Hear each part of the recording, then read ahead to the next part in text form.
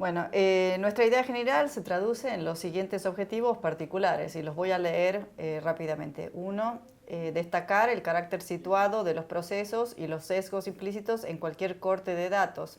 Revisar el paso de la toma de datos a la construcción de evidencias.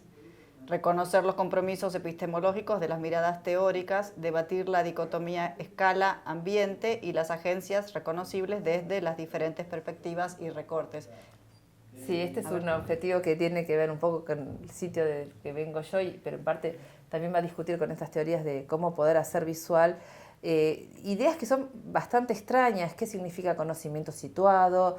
¿Qué significa esto de una serie de datos transformados en evidencia de algo que no es para nada natural ni para nada obvio y que sin embargo se toma como si lo material fuese evidente por sí mismo, como si no estuviese nuestra carga interpretativa? Entonces, bueno, a ver, ¿qué nos hace ocultar esa construcción, esa carga, y cómo despojarnos de eso? ¿Y qué pasa? Que si podemos comunicar de la misma forma cuando nos despojamos, porque la verdad es que las ciencias no se comunican todas igualmente. Es mucho más fácil universalizar, por ejemplo, un concepto de física absolutamente alejado de su gestación, de las ideas, de las intenciones, que algo de ciencias sociales tan afectado por la propia subjetividad.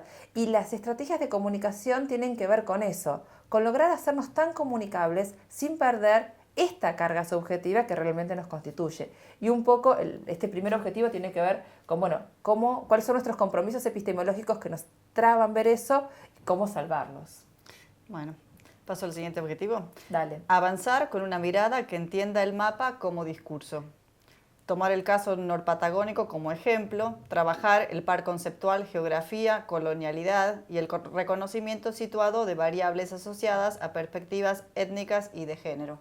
Acá nos vamos a presentar a nosotras mismas. ¿Qué territorio nos constituyó como para ser quienes somos y tener estas preguntas que tenemos y el propio proceso histórico involucrado? No para que sea normativa o para que se lo tome como caso, sino para justamente abrir la comparación, que cada uno se piense como parte de ese territorio sobre el cual está construyendo conocimiento. Bueno, capacitar a los alumnos o a las alumnas en el mapeo de dinámicas socioeconómicas, vinculación de los mapeos a procesos de integración territorial subordinada, interpelando el ordenamiento espacial desde las construcciones simbólicas y las jerarquías identitarias promovidas desde esferas gubernamentales. Acá ya hay una aplicación técnica de cómo mapear y esto un poco apela más a qué tipo de variables nosotros vamos a sugerir que mapeen. Obviamente no va a ser cerrados, cada uno lo va a trabajar, sí, pero la base más fuerte va a ser la técnica. Específicamente el trabajar con datos o mismo el mapear información tiene que ver con subordinar o enfatizar. Información, elegir específicamente datos o parámetros para mostrar o no mostrar. Claro. ¿No es cierto? Entonces no es una, a pesar de que muchas veces lo conocemos como algo ya dado o asumido, en realidad estamos tomando decisiones no de manera ingenua. No. Y además lo que es interesante de este planteo del mapeo es que en general muchas veces nos quedamos como en el análisis de los discursos, de las críticas, y el mapeo nos lleva a que esto también tiene un sustento material y que la materialidad tiene que estar tan discutida como los discursos. De ahí la potencia de la herramienta. Claro. Bueno, próximo objetivo, revisar las categorías de análisis socioespacial en clave biopolítica, el control de lo vivo y el lugar de las teorías, los estudios minorizados y las voces silenciadas, la invención del desierto, los bosques, las selvas, el peso político de la descripción ambiental. Una vez que hayamos avanzado con los mapeos, la idea es reflexionar, bueno, ¿y qué pasó con la construcción del ambiente? Mostrando que lo que acaba de decir Carola, el desierto es un invento, es mucho más un discurso que un espacio árido, lo cual es algo bastante extraño hasta que realmente podemos ordenar todas las fuentes. Y lo que hemos visto con Carola es la capacidad de comunicarlo rápidamente con dos imágenes, es mucho más sólida para transmitir esto. Convincente. Y convincente que cualquier libro que podamos escribir. Sí. Como quinto objetivo tenemos realizar un análisis de los discursos sobre el desarrollo y la poética del paisaje a partir de la presentación de la relevancia lexicométrica y jerarquización de los conceptos más repetidos. Bueno, las herramientas de visualización que vamos a utilizar no vamos solamente a enfocarnos en mapas, sino que también vamos a trabajar en análisis de discursos con trabajos de palabras y análisis de lenguajes. Sí, es muy interesante de manera visual, ¿no es cierto? Sí, cuando se puede ordenar esto y se puede relatar a partir de cuáles son los términos que se eligen para describir tal o cual ambiente, porque como Said, tomando de Bachelard, dice, la poética del paisaje termina siendo mucho más importante que la política sobre el paisaje. Con lo cual ahí realmente tenemos como puntos de anclaje del sentido común que si no los vemos desde nuevas dinámicas de arte son prácticamente invisibles.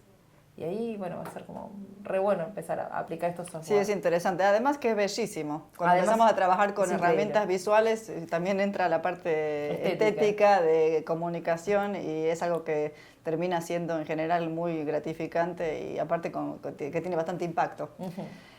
Bueno, como objetivo sexto tenemos concretar la visualización comparada de fuentes provenientes del folclore y planes de desarrollo a partir de una clase práctica, abordar el potencial comparativo de la implementación de estos elementos de análisis y comunicación. Bueno, esto es un poquito lo que veníamos diciendo, ¿no es cierto? Sí, exactamente.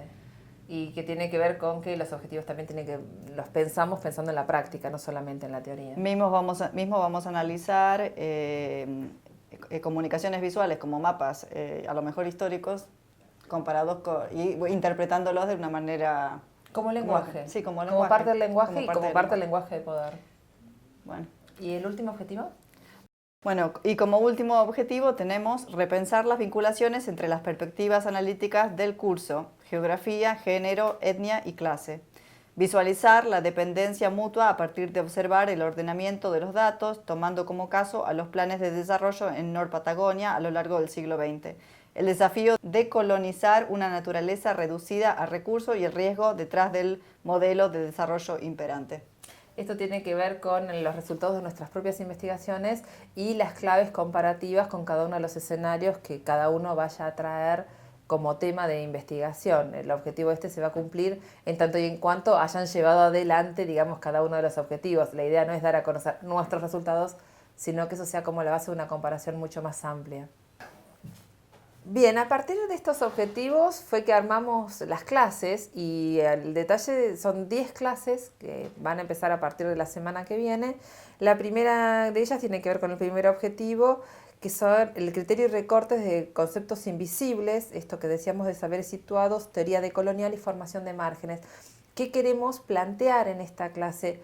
Un poco el abordaje epistemológico que decíamos antes, qué cosas son pensables en determinados escenarios, cómo ha sido disciplinada nuestra forma de pensar, cómo la modernidad nos atraviesa en consideraciones que van a redundar en la naturalización de ciertas jerarquías sociales, que son justamente los puntos que a uno le llaman la atención o que suelen ser los ámbitos de preguntas, por ejemplo, la desigualdad que se instala determinada etnia en un orden social o determinada clase social, o por qué los elementos de hábitat tienen estas situaciones de desigualdad tan fuertes respecto de ciertos lugares, cómo es que hay una trama, digamos, de desigualdad que está toda relacionada entre sí y cómo podemos hacer para empezar a desentrañarla, y una vez que la desentrañamos, ¿cómo comunicamos semejante cosa en una sociedad que presupone que ese orden desigual que existe es natural? O como nos pasa a nosotros, es que no solo es natural, sino que además tiene que ver con el paisaje, como si no fuese posible hacer otra cosa. Entonces, si no cambiamos nuestra dinámica de comunicación, por más estudios que hagamos, por más profundidad teórica, nos vamos a quedar siempre en los mismos lugares. Y entonces tiene que ver con eso, con la caracterización puntual de cada uno de estos elementos. La siguiente clase es la introducción al caso. Nor-Patagonia, desarrollo, naturaleza, explotación hidroeléctrica, petróleo, fruticultura, ovino, bueno, todo lo que significa el territorio, y la denominamos espacios, paisajes, poblamientos dependientes e incorrectos. Porque esto es una de las grandes paradojas, que un poco es el punto de cómo empezar a estudiarlo y cómo dar cuenta. Se puebla la Patagonia con un supuesto de que la nación funcionaba de determinada forma. Con los años la idea de nación cambia y esa población se presenta como incorrecta. Y este espacio desde este proceso que es de la década del 20 del siglo pasado hasta la actualidad, nos sigue atravesando. Esa forma incorrecta de ser en Patagonia forma parte misma de la construcción del paisaje, y la política pública, por más que tiene un montón de avances en términos de reivindicación, sigue construyendo esta desigualdad. Bueno, ¿cómo? Porque a partir del caso pensar en profundidad esto que en la primera clase se presentó como teórico. A ver, en este caso, con estas jerarquías, con estas situaciones, ¿cómo empezamos, con qué elementos empezamos a dar cuenta como para visualizar en otras claves? Así que estas dos primeras clases son para reflexionar o para acompañar la reflexión de cada uno de quiénes somos, por qué queremos ver eso que queremos ver y cuáles van a ser los anclajes materiales que nos interesa mapear. Desde ese lugar entonces vamos a saltar a las siguientes clases, que son las de técnica. En esta clase estudiaremos algunos ejemplos históricos de visualizaciones. También miraremos, no muchísimos, pero algunos en detalle, de visualizaciones más contemporáneas, tanto trabajos fijos como temporales o interactivos. Discutiremos un poquito también la proyección de cada uno de estos mapeos y visualizaciones en su proyección de datos conocidos como, o información a comunicar, como también impacto a lo mejor político o cambio de políticas que han producido. Empezaremos a trabajar en realidad con las herramientas de open source digitales, que hoy al final de la clase les haré una pequeña demostración de cómo instalar el software, dónde encontrarlo, etcétera, todo eso. Y en esta clase ya justamente vamos a empezar a trabajar en el software, a hacer los primeros pasos para construir una visualización específicamente apuntando a desarrollo geográfico o mapas, porque luego en las clases siguientes sí vamos a trabajar con otro tipo de visualización, pero en estas vamos a enfocarnos sobre todo a la parte de mapas. Vamos a trabajar con un software que se llama Processing, en realidad es Processing Development Environment, y es un software que fue desarrollado por Ben Fry y Cassie Rías cuando eran estudiantes de posgrado en el MIT, y en el 2001. Y desde el 2001 se viene desarrollando, impactando tanto a artistas visuales y al trabajo de artistas visuales presentado en galerías de plástica, como en trabajos de investigaciones científicas. Esta clase y la que continúa, la número 5, justamente vamos a trabajar este material en profundidad. La clase 6, una vez que ya hayamos avanzado en el abordaje y en el ordenamiento material, en las primeras intuiciones de cómo empezar a discutir, va a abordar el paisaje como objeto de la política, el análisis discursivo y vinculación entre el orden natural y el orden social. Y acá nos vamos a sumergir en las teorías de biopolítica, no como un curso en sí mismo, porque de hecho hay materias enteras que están dedicadas en el propio Claxo al análisis de lo biopolítico, pero sí al desafío de visualizar los órdenes desde la perspectiva biopolítica. Es decir, pensando que las agencias no son humanas y naturales como si una no tuviese nada que ver con la otra, sino que son mutuamente constitutivas, y lo natural es un recorte también arbitrario donde se decide ubicar una cierta noción de humanidad y una cierta noción de naturaleza.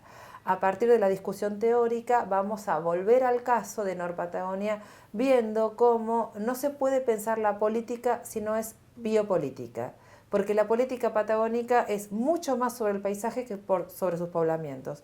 Y cuando se piensa el territorio, se piensa mucho más en términos de recurso hacia un país que funciona fuera del territorio, específicamente en la capital, mucho más que dentro de la propia población. Entonces, la idea es pensar estas herramientas teóricas, cómo nos han servido para analizar, y a partir de la materialidad que ya tenemos descripta y visualizada, cómo entonces repensar estas nuevas claves que ya son más de un orden discursivo sobre esa materialidad que ya tenemos ordenada.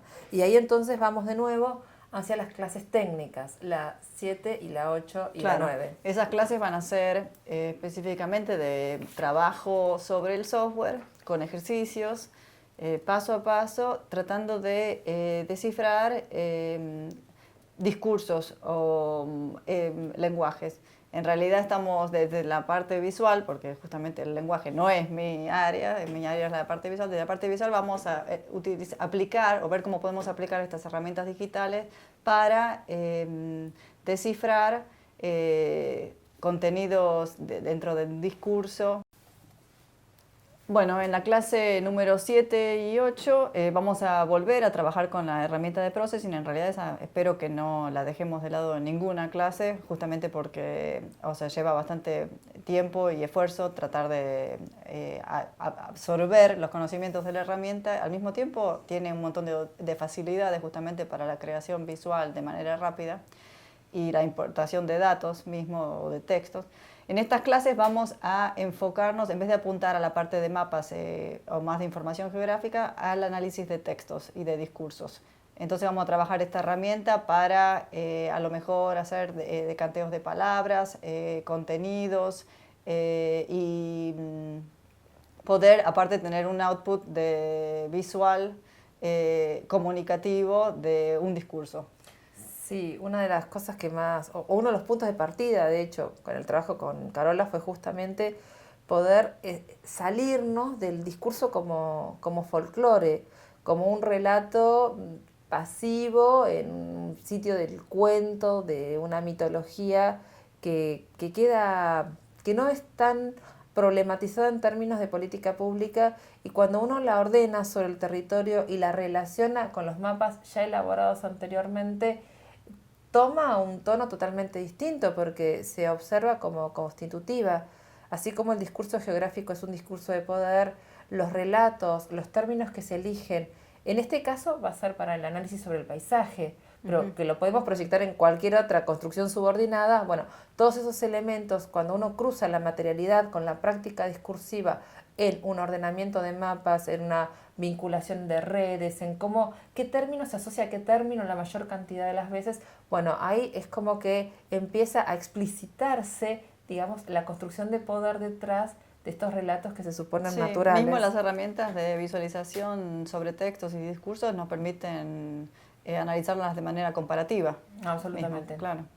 Y de eso va a tratar la clase número 9, que es de lo que vinimos trabajando con los mapas y lo que venimos trabajando con los discursos, una clase netamente de aplicación de estas dos cosas conjuntas. Sí, así que una cosa que quería mencionar es que bueno, durante todo el seminario vamos a ofrecer dentro de estos videos que les preparamos inserts de descripción del trabajo del software, paso a paso, así cada uno con su computadora puede seguir y completar un proyecto personal que luego esperaremos ver, por supuesto, y compartir. Claro, de eso se trata la última parte, que es la evaluación.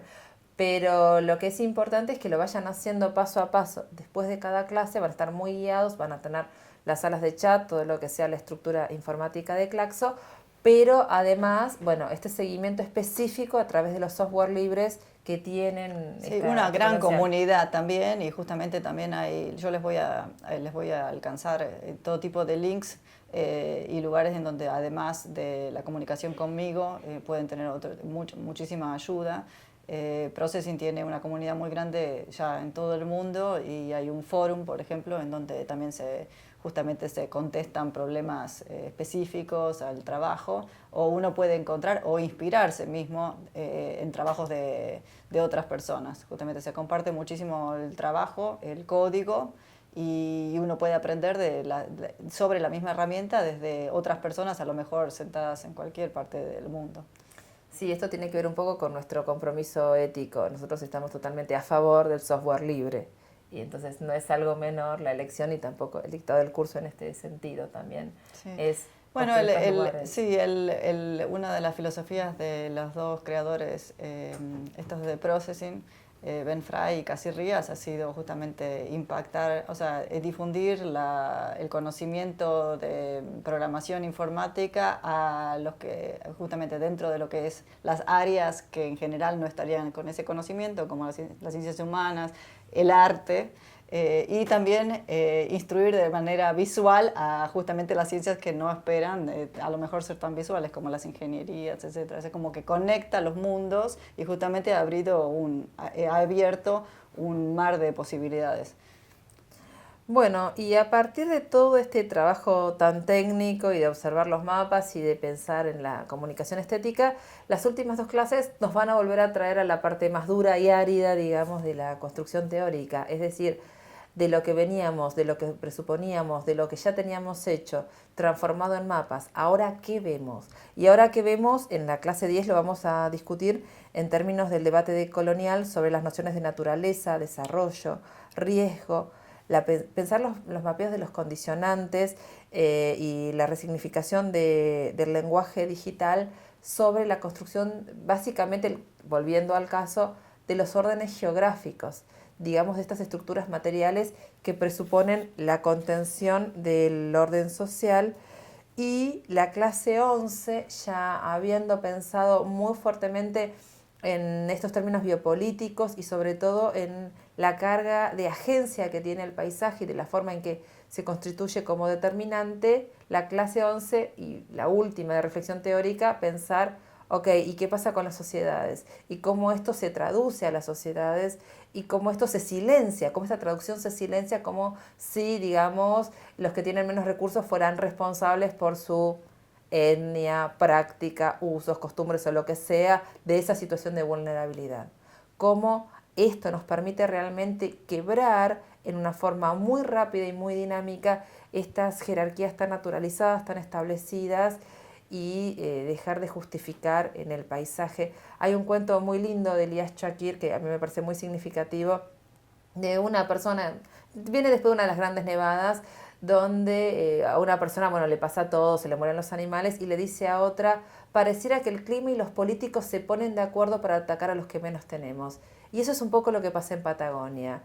Pareciera que el clima y la política fuesen lo mismo. Bueno, ¿cómo pasa eso y cómo estas herramientas nos permiten desmaterializar eso para decir, a ver, clima y política, por lo menos eso deberían ser cosas distintas? Eso es un poco el objetivo. Y esa sería la clase final. La última sería de evaluación, de práctica y de síntesis de todo lo que hayamos hecho. Sí, esperamos que estas herramientas definitivamente sean de un impacto así muy positivo dentro de sus propias investigaciones. Y sumarnos a esta amplia comunidad de la que hablaba Carola. Bueno, y ahora, terminando nuestro primer encuentro, les voy a mostrar de cómo bajar la herramienta esta digital que se llama Processing, dónde encontrarla y cómo instalarla en su sistema operativo. Muchísimas gracias.